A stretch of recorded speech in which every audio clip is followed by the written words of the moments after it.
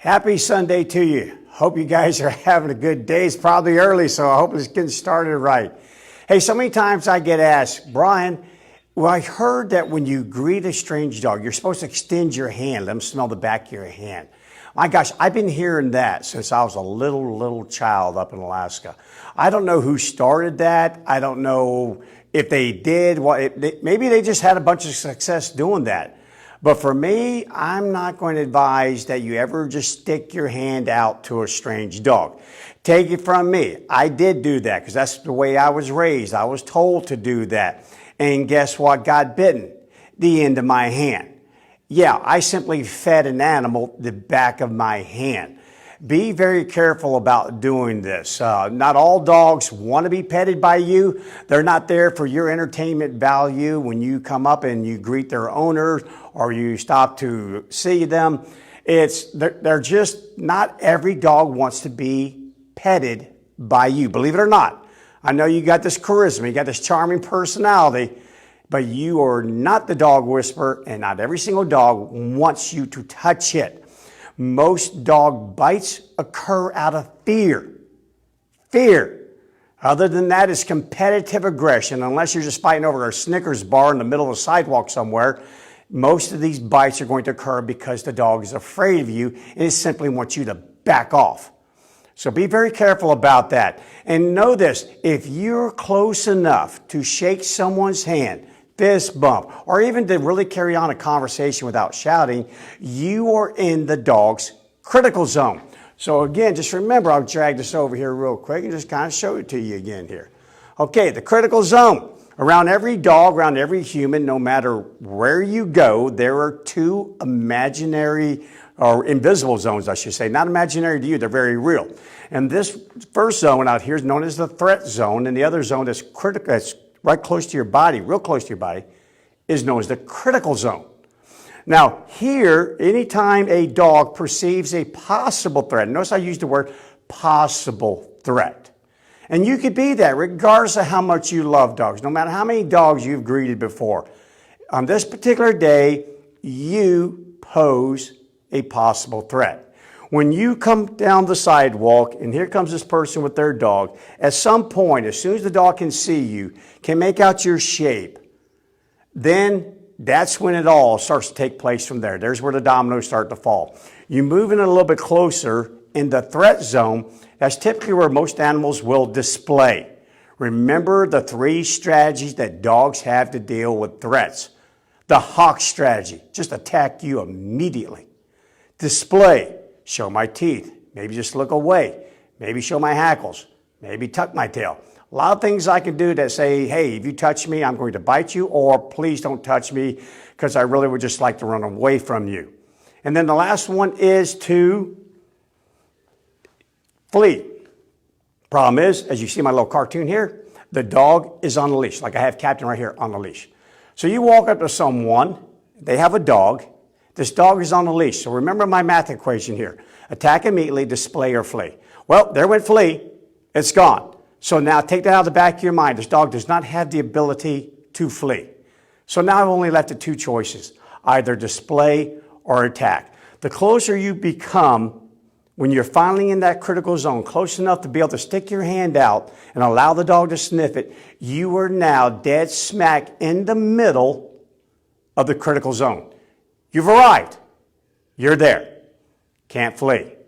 So now the dog only has, again, one of two choices.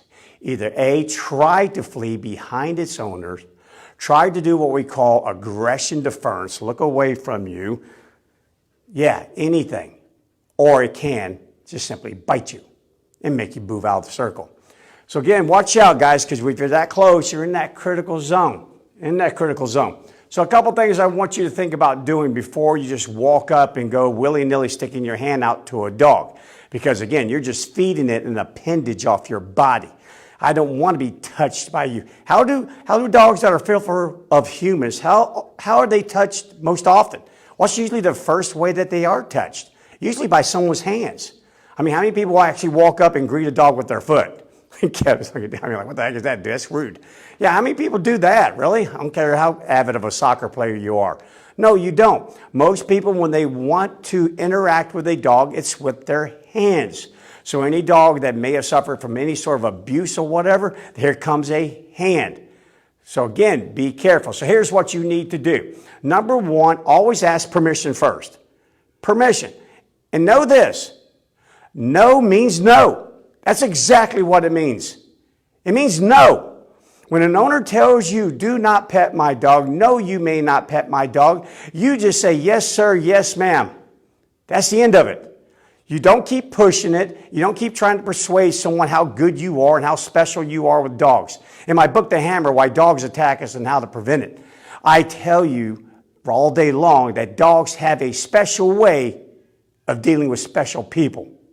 So no means no. The next thing you do is allow the dog to approach you. So stand a little bit outside that circle. In other words, it should take you leaning way forward or stepping way forward to shake someone's hand, fist bump, or even to really carry on that conversation.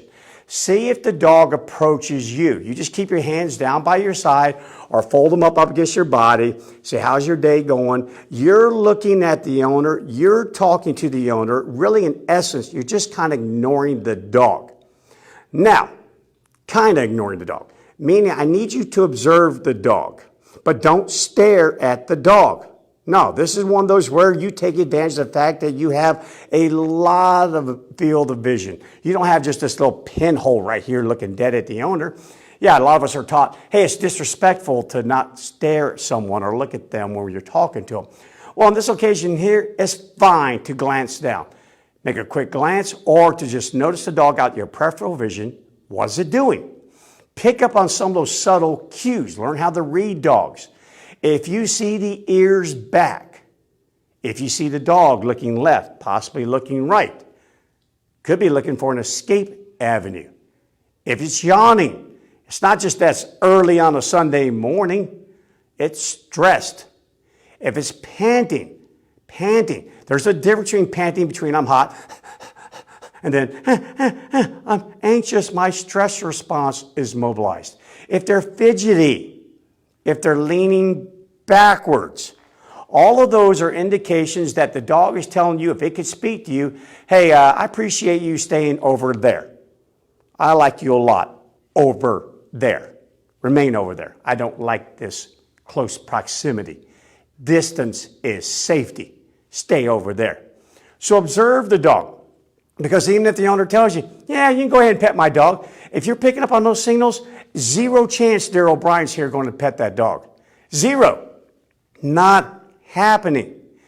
In fact, when I've had to greet clients over the years, when I did have to take control of their dogs and take that leash from them, yeah, I shook their hand, and then I pulled the human towards me, turned the human sideways, and reached through the human and grabbed their dog. In other words, I put them between me and their dog. So if you pick up on any of those signals, please just forego petting on that particular moment, that particular day. But if the dog approaches you, starts bumping into you, soliciting a pet, well, then you can go for it. But here's what I want you to do with a perfectly strange dog. First of all, turn sideways. Okay? Sideways. Why sideways to the dog? Why? Because anything frontal means attack. When I'm standing like this is more of a threat than if I turn to the side. Yeah, dogs get our locomotion. They get us. And when we turn to the side, it's kind of like when I test dogs, I evaluate dogs to determine if they're unusually fearful or aggressive. When I bring out old red zone or flat black or a real dog, I will approach them directly. You get an incredible, massive stress response. Roar, roar, roar, roar, roar. Then I go laterally to them. And now they're stuck. They don't know what to do. They kind of go, okay, well, that threat, it's not approaching me, but it's also not leaving. It's kind of like someone walking back and forth on your front yard. Well, they're not trying to break in your house, but they're also not leaving. So at a worst case scenario, the dog would just be a little conflicted when you turn sideways to the dog. A little conflicted. Plus, it gives them a little less body mass to attack right here. You're going to definitely take advantage. I don't want you to turn your back on the dog because that's how you get bitten in the back. You still need to observe this dog. Again, you're not staring. So turn sideways. And then drop your arms down by your side. By your side. Again, this is a dog that is soliciting. And then if it finally kind of bumping into you and you really think that you can go for it, you can get this dog a pet, offer your hand like you were going to offer a treat. There's not too many dogs on the planet that have been known for more than about 5 minutes that don't get what that position means right there. You lower your arm, palm facing the dog, treat or no treat, let them smell your hand that way because it's almost like cognitive shifting. They're smelling your hand to see if there's a treat there and kind of forgetting about you at this last second. I have never, ever had a dog try to bite me when I stood upright, turned to the side, and lowered my hand like so. Never. But I will tell you this, that same dog that allowed me to offer it a treat, that sniffed my hand, licked my hand, immediately attacked me as soon as my hand changed from this position to that. Just like that, in the blink of an eye. Think about it. If I were going to grab Captain right now, would I grab from underneath? No, I'd reach out to grab him. If I wanted to forcefully hold him, I'd reach out and grab. If I wanted to strike him, would you not strike from up above or strike from the side? How many people do the old underhand cup action here? So dogs have learned, the vast majority of them anyway, at least all the ones I've encountered, that anytime I walked up to them, offer my hand like this, as you see Captain, they come up and investigate that palm to see if there's a treat. And if they allow you to do so, I just give a little scratch around that muzzle while you're still turning sideways, and then just kind of pull your hand back and just see what they do from there. If you know dogs really do, know dogs, now you can start to look down a little bit more for more signs. And if they're just kind of moving around you and they got the whole butt going back and forth, remember, watch out the wagging tail. It's the killdeer of dog to human interactions. It will lure you into a false sense of security and you'll get bitten every single day. A wagging tail is a biological response to conflict. And remember, you threw the dog into the side here, it's already conflicted. It can be definitely conflicted if it's on a leash and you're approaching quickly. All right, so do that. And then finally, when in doubt, okay, what's the matter? Think about it, cost benefit. Cost benefit. You're going to lose a little bit of ego here, a little bit of pride by saying, nah, I don't want to pet your dog. Even if they tell you, hey, my dog's friendly, loves people. If something ever in the pit of your stomach goes, I'm not so sure about that, Bryan. You might just want to give that another little thought here real quickly, just maybe for a second or two. Walk away. Compliment the dog. Say, wow, what a beautiful dog you have down there. That's such a gorgeous dog. You are such a lucky dog owner.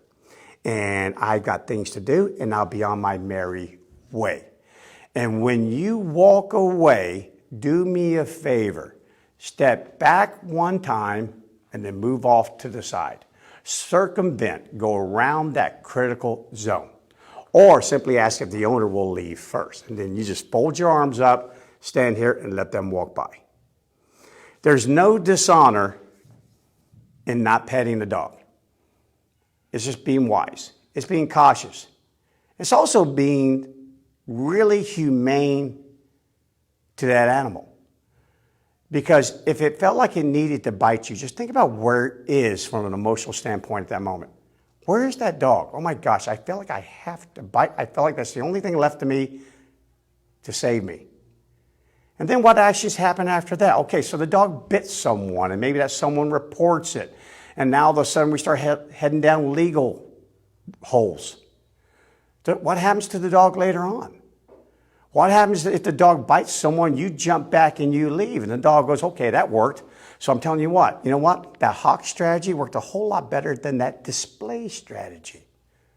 So yeah, I'll just adopt that old shoot first, ask questions later mentality. So many things can go wrong. So many things. And if you feel that there's something not quite right here, never ignore that. Never, ever ignore that. Simply compliment, greet them, meet, greet, don't allow the dog to eat, okay?